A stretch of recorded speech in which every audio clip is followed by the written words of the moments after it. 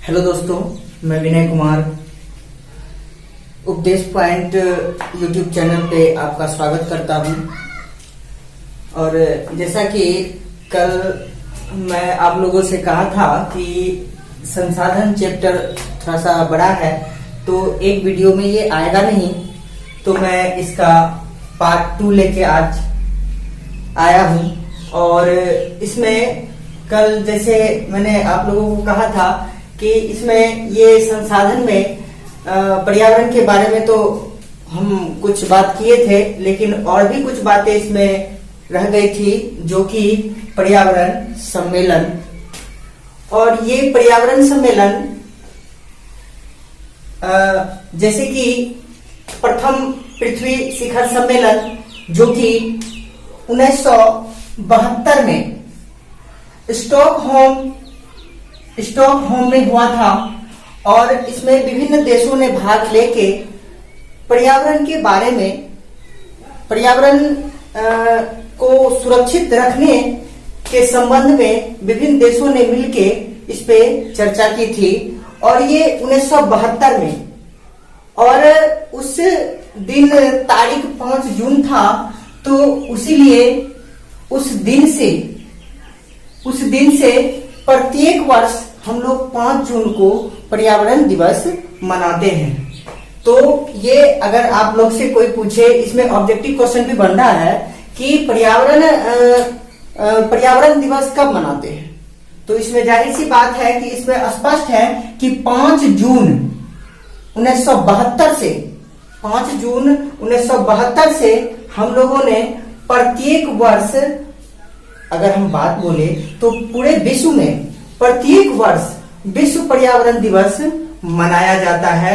चूंकि इस दिन एक खास सम्मेलन हुई थी, और उस दिन इस सम्मेलन के माध्यम से पर्यावरण की रक्षा के लिए विभिन्न उपायों को दिखाया गया था, और उसमें विभिन्न देश ने अमल भी किया था उस बात को। ठीक उसी प्रकार अगर हम आ जाए यहाँ, ये विश्व पर्यावरण दिवस हो गई। और अब चलते हम प्रथम पृथ्वी सम्मेलन, जो कि प्रथम पृथ्वी सम्मेलन जो कि 1992 को रियो डी जेनेरो, जो कि एक देश ब्राजील है, ब्राजील में पड़ता है रियो डी जेनेरो, वहां पे आप लोग याद रखिएगा, रियो डी जेनेरो एक शहर का नाम है, और ये शहर पड़ता है ब्राजील में। ब्राजील में 3 से 14 जून तक, दोस्तों याद रखना है, प्रथम पृथ्वी शिखर सम्मेलन, इसको हम बोल सकते हैं प्रथम पृथ्वी शिखर सम्मेलन 1992, जो रियो डी जेनेरो ब्राजील में 3 से 14 जून के बीच हुआ था। और इसमें 170 देश ने मिलके इसमें हिस्सा लिया था। 170 देश। हमको याद रखना है कि प्रथम पृथ्वी शिखर सम्मेलन जो हुआ था, वो उसमें 170 देशों ने मिलके भाग लिया था। और उसके ठीक 5 वर्ष बाद द्वितीय पृथ्वी सम्मेलन, जो कि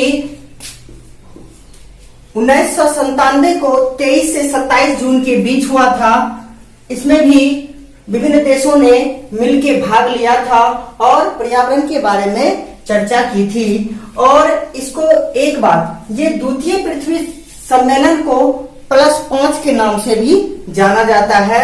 इसके पीछे रीजन ये है, चूंकि ये प्रथम पृथ्वी शिखर सम्मेलन से 5 वर्ष बाद हुआ था, ये +5, इसीलिए इसको एक नाम +5 भी दिया जाता है, द्वितीय पृथ्वी शिखर सम्मेलन हो।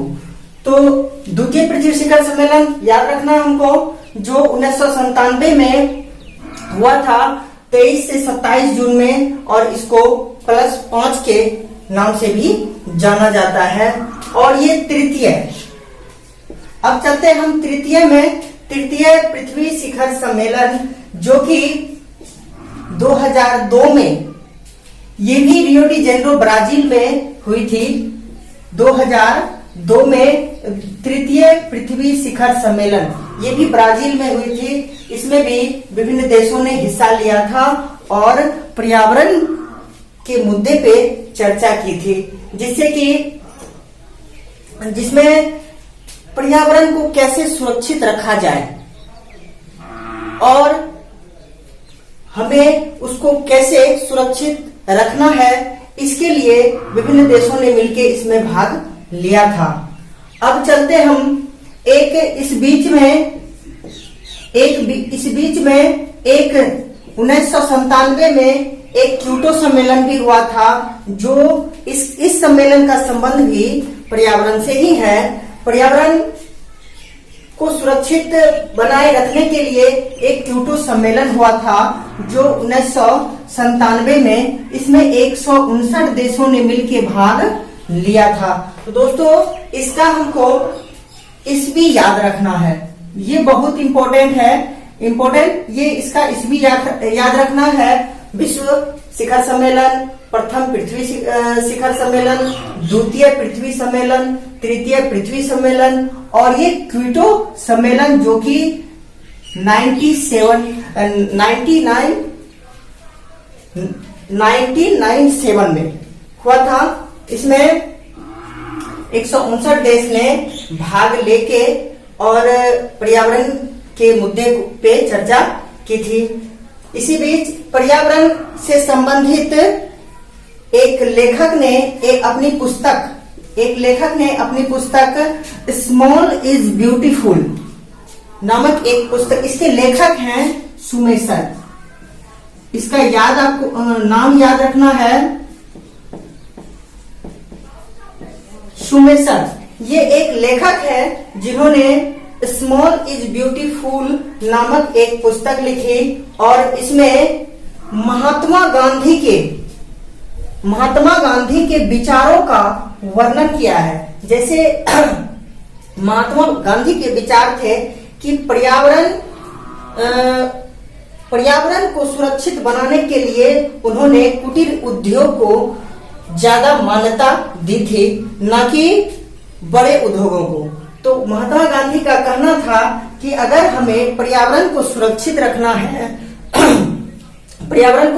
रखना है तो हम कुटीर उद्योग को ज्यादा मान्यता देंगे, ना कि बड़े उद्योगों को। बड़े उद्योगों में क्या होता है, बड़े उद्योगों में बड़े बड़े फैक्ट्री बनती है, मशीनें लगते हैं, तरह तरह के कारखाने बनते हैं। उससे क्या होता है, उससे पर्यावरण हमारे सुरक्षित नहीं रह पाते हैं। इसलिए महात्मा गांधी ने अपने विचारों को प्रकट किया था और उन विचारों को ये सुमेसर ने अपनी पुस्तक स्मॉल इज ब्यूटीफुल में इसका वर्णन किया है।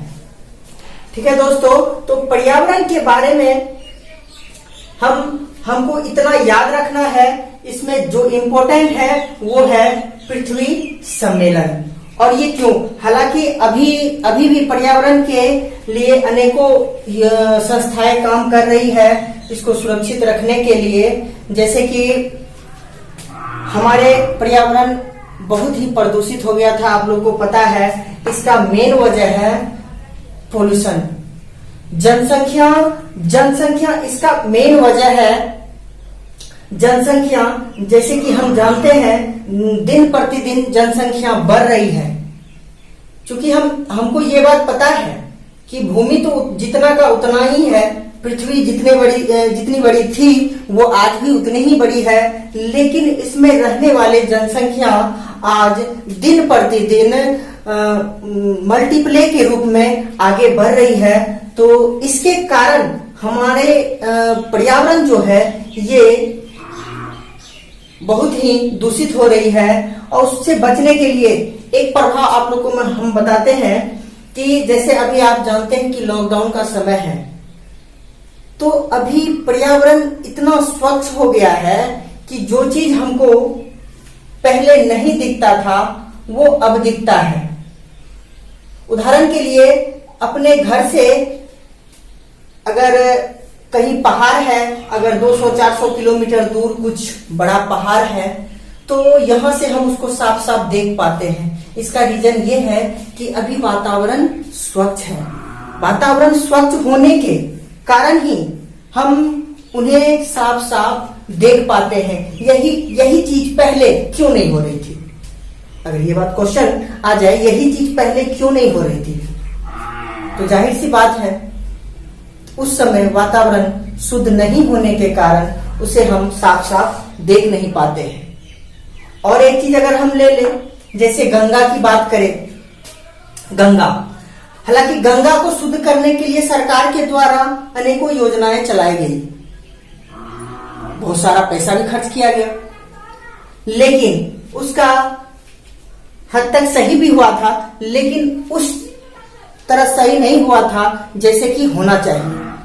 लेकिन अभी के समय में लॉकडाउन है, अभी हम जानते हैं कि कोई भी आदमी घर से बाहर नहीं जा रहा है, इसके कारण अभी जितना गंगा स्वच्छ है शायद इतना पहले कभी नहीं था। तो इसलिए ये अगर हम बात करें पर्यावरण को प्रभावित करने की, तो इसमें सबसे ज्यादा प्रभाव जो है वो जनसंख्या ही डालती है। क्या डालती है? जनसंख्या। ये अगर इस पे अगर कंट्रोल कर लिया जाए तो हद तक हमारे पर्यावरण स्वच्छ रहने की उम्मीद है, लेकिन जब तक इस पे कंट्रोल नहीं होगा तब तक अगर पर्यावरण को शुद्ध करने की हम कल्पना भी नहीं कर सकते। तो पर्यावरण के बारे में आज हम चर्चा किए, और इस चैप्टर में जैसे कि कल आप लोगों को हमने संसाधन के बारे में, उसके विभिन्न रूपों के बारे में बताया था, और आज हम पृथ्वी शिखर सम्मेलन के बारे में आप लोगों को बता रहा हूं। एक बार हम फिर इसको रिवाइज करना ऊपर से चाहते हैं। अगर हम इसको हमेशा हमको याद रखना है, क्योंकि ये ऑब्जेक्टिव क्वेश्चन में बहुत ज्यादा हेल्पफुल है। और हम जानते हैं कि अभी के समय में BSEB जो एग्जाम ले रही है उसमें 50% क्वेश्चन जो है ऑब्जेक्टिव है। हमको ये बात अच्छी तरह पता है। 50% क्वेश्चन जो है वो ऑब्जेक्टिव है, जिसे हमको पढ़ के आंसर देना है, उसमें ना कि लिखना है हमको। तो उसके लिए ये ज्यादा इंपॉर्टेंट है, हम इसको भी याद रखें। विश्व शिखर सम्मेलन अगर आप लोग से हो सके तो आप लोग, अगर आपको साफ साफ दिख रही है तो आप इसका स्क्रीनशॉट लेके बाद में भी पढ़ सकते हैं। तो ठीक है दोस्तों, अगर इसमें इस चैप्टर में और भी कुछ अगर छूट गई हो तो कल हम एक संसाधन का पार्ट 3 लेके एक वीडियो और हम इस पे बनाएंगे, जिसमें कि सारा ऑब्जेक्टिव हम कवर करेंगे। एक भी ऑब्जेक्टिव इस चैप्टर से छूटना नहीं चाहिए। तो इस पे हम कल चर्चा करेंगे। ठीक है दोस्तों, आज इस वीडियो में यहीं तक। बस एक बात आप लोगों से और कहना है कि आप लोगों के लिए ये चैनल बनाया गया है, आप लोगों के मदद के लिए। तो आप लोग भी इसमें सहयोग करके हम लोगों को थोड़ा सा उत्साहित करें कि हम और भी मेहनत करें, आप लोगों के लिए और भी मेहनत कर पाए, कि इससे भी अच्छा और बड़ा वीडियो आप लोगों के सामने आने में सहमत हो पाए हम। तो आज इतना ही। जय हिंद दोस्तों।